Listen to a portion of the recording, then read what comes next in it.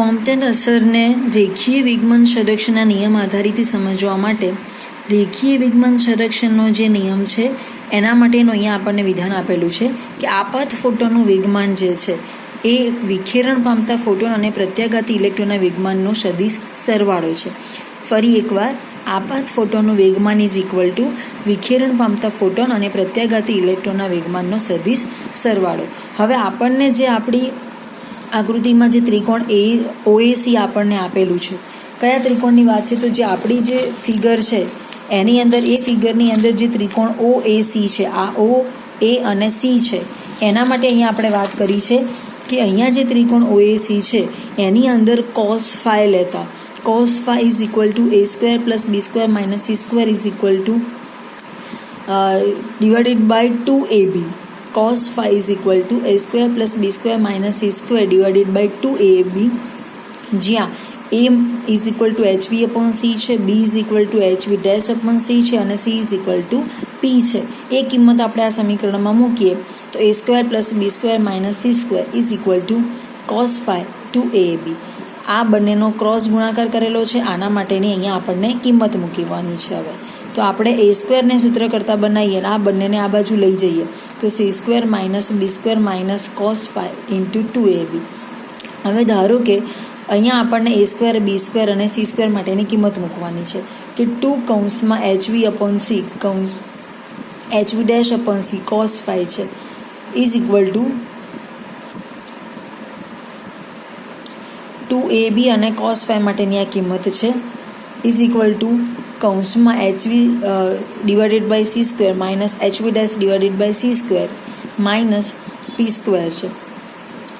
cos phi ને આપણે સૂત્ર કરતાં બનાવીએ તો આ જે આખું પદ છે એ અને ડિવાઇડેડ બાય 2 કૌંસમાં hv અપોન સી અને hv ડેશ અપોન સી એ પ્રમાણે કિંમત આપણને મળે.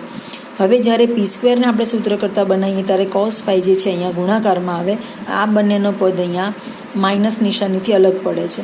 તો hv divided by C square plus hv dash divided by C કૌંસમાં સ્ક્વેર માઇનસ 2 કૌંસમાં hv divided by C hv dash divided by C into cos phi મળે છે.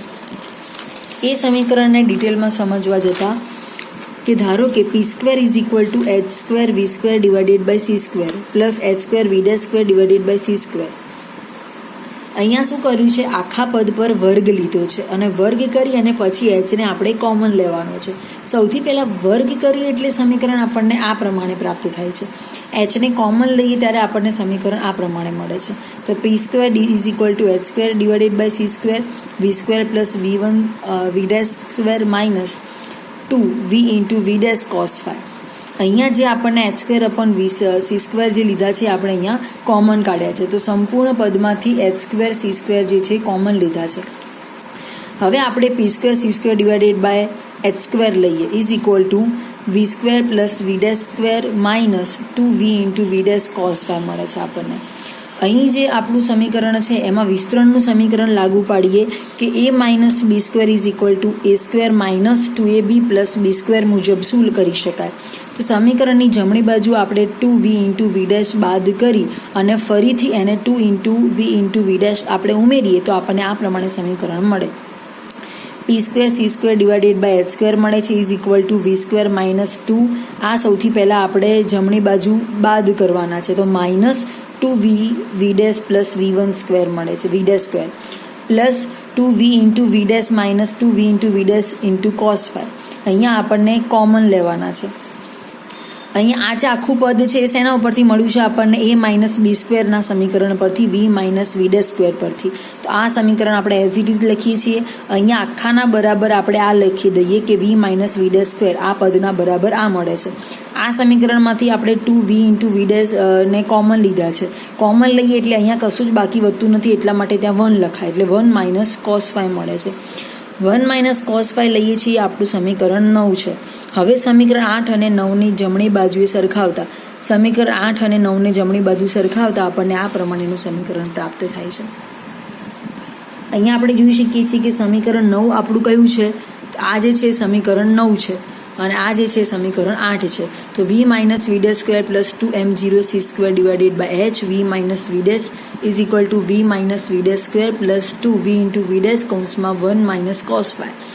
હવે અહીંયા આ બંને પદ આમાંથી નીકળી જશે એટલે અહીંયા આ બાકી વધશે, અહીંયા આ બાકી વધશે. એઝ ઇટ ઇઝ આપણે લખી કાઢ્યું. એના પછી વી માઇનસ વી ડેશ જે છે એને અહીંયા વી માઇનસ વી ડેશ અહીંયા ભાગાકારમાં લઈએ. ભાગાકારમાં લઈએ એટલે અહીંયા 2h બાકી વધે, અહીંયા 2 બાકી વધે અને આ h બંનેનો ગુણાકાર કર્યો એટલે 2h ડિવાઇડેડ બાય આખું પદ અહીંયા ભાગાકારમાં લખેલું છે, અહીંયા 1 minus cos phi as it is લખેલા છે. એના પછી V divided by V into V dash minus V dash divided by V into V dash, આનું સાદુરૂપ આપેલું છે. અહીંયા h બંને બાજુથી 2 નીકળી જાય છે એટલે h upon m0 c square 1 minus cos phi. અહીંયા સાદુરૂપ આપ્યું છે વી કાઢી અને અહીંયા વી ડેશ કાઢીને તો અહીંયા 1 અપોન વી ડેશ માઇનસ 1 અપોન વી મળે છે is equal to as it is છે. સી સ્ક્વેરને ખાલી અલગ લખ્યા છે. અલગ લખ્યા પછી સીને અહીંયા આ બાજુ લાવતા કૌંસમાં 1 minus V dash minus 1 upon V મળે છે. બાકી જે બાકી વધે છે પદ આપણે એઝ ઇટ ઇઝ લખ્યું છે. હવે સી વડે આમાં ગુણાકાર કરતા તો C divided by V dash minus C divided by V is equal to as it is છે. હવે અહીંયા આપણે અગાઉ જોયું એ પ્રમાણે કે C divided by V is equal to lambda છે તો આના બરાબર લેમ્ડા ડેશ, આના બરાબર લેમ્ડા મૂકતા આ સમીકરણ એઝ ઇટ ઇઝ છે. જ્યાં આપણે અગાઉ નક્કી કરી દીધેલું છે કે C divided by V is equal to lambda છે, C divided by V dash is equal to lambda dash છે અને અહીં lambda dash minus lambda is equal to delta lambda, એટલે ડેલ્ટા આ બંનેનો તફાવત છે એટલે એને આપણે ડેલ્ટા લેમ્ડા તરીકે ઓળખીએ. તો આના બરાબર આપણે ડેલ્ટા લેમ્ડા મૂકી દઈએ. આ પદ અહીંયા એઝ ઇટ ઇઝ મૂકેલું છે h divided by m0 c કૌંસમાં 1 માઇનસ કોસ ફાઈ મળે છે આપણને. અહીંયા એક બાબત ખાસ યાદ રાખવાની છે કે 1 minus cos phi is equal to 2 sine square phi by 2 થાય છે.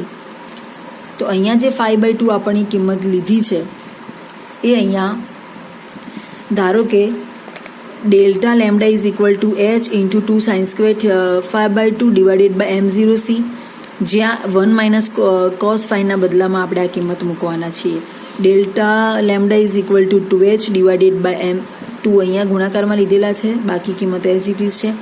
અહીં વિખેરિત ક્ષ-કિરણની તરંગ લંબાઈ કોમ્પટન ફેરફારને દર્શાવવા માટેનું સમીકરણ અહીંયા આપણને મળી છે. આપણું જે કોમ્પટન અસર માટેનું જે મુખ્ય સમીકરણ છે એ સમીકરણ 10 છે.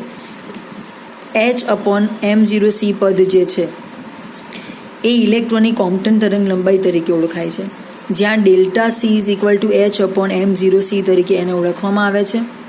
એના માટેની ગણતરી માટે મૂલ્ય મૂકવું હોય તો h એટલે પ્લાન્ક અચળાંક છે જેની કિંમત 6.626 ઇન્ટુ 10⁻14 છે, ડિવાઇડેડ બાય m0 માટેની કિંમત અહીંયા નોંધેલી છે, ફિક્સ છે. પ્રકાશના વેગ માટેની કિંમત આપણે અગાઉ કહ્યું એ પ્રમાણે 3 ગુણ્યા 10⁸ છે, અહીંયા 2.99 લખેલા છે. 9.11 ગુણ્યા 10⁻31 છે. એનું સાદુરૂપ આપતા આપણને આટલા પ્રમાણમાં કિંમત મળે છે.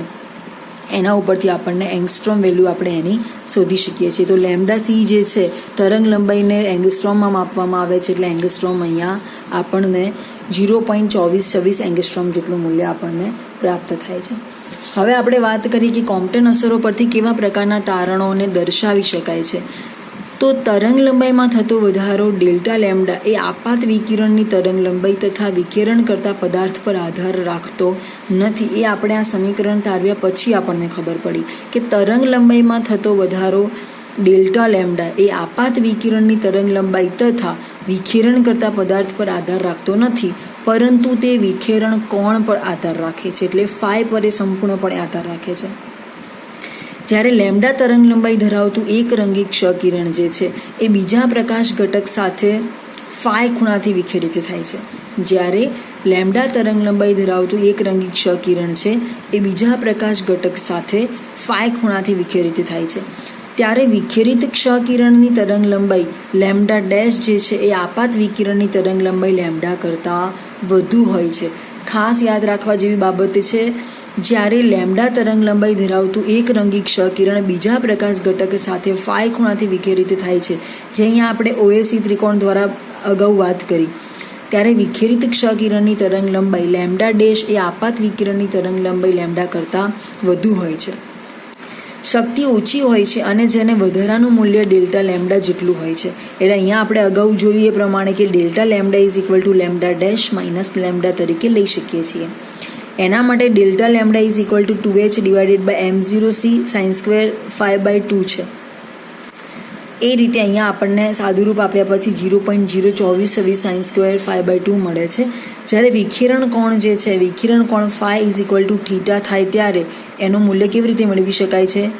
તો જ્યારે વિખેરણ કોણ phi is equal to theta બને એ દરમિયાન sine 5/2 is equal to sine theta is equal to 0 મળે છે. હવે જો સાઇન થીટા બરાબર 0 મળતું હોય તો થીટા બરાબર 0 મૂલ્ય મળે ત્યારે સાઇન થીટાની જગ્યાએ સાઇન 0નું મૂલ્ય લઈએ ત્યારે સાઇન 0 ઇઝ ઇક્વલ ટુ ત્રિકોણમિતિના સંદર્ભમાં સાઇન 0 ઇઝ ઇક્વલ ટુ 0 મળે છે. એના ઉપરથી delta lambda is equal to lambda dash minus lambda is equal two આપણને 0 પ્રાપ્ત થાય છે. અને લેમ્ડા ડેશ બરાબર લેમ્ડા એના ઉપરથી કહી શકાય, એના પરથી એવું કહી શકાય કે અહીં કોઈ જ પ્રકારનું વિખેરણ થતું નથી. તો ફરી એકવાર કે જ્યારે લેમ્ડા તરંગ લંબાઈ ધરાવતું એક રંગી ક્ષકિરણ બીજા પ્રકાશ ઘટક સાથે ફાઈ ખૂણાથી વિખેરિત થાય છે ત્યારે વિખેરિત ક્ષકિરણની તરંગ લંબાઈ લેમ્ડા ડેશ એ આપાત વિકિરણની તરંગ લંબાઈ લેમ્ડા કરતાં વધુ હોય છે. અને શક્તિ ઓછી હોય એ દરમિયાન વધારાનું મૂલ્ય ડેલ્ટા લેમ્ડા જેટલું પણ જોવા મળે છે. તો lambda dash minus lambda is equal to delta lambda મળે છે. અને એના ઉપરથી આપણને અહીંયા lambda dash is equal to lambda પ્રાપ્ત થાય છે, જેના ઉપરથી એવું સાબિત કરી શકાય કે કોઈ જ પ્રકારનું વિખેરણ જોવા મળતું નથી.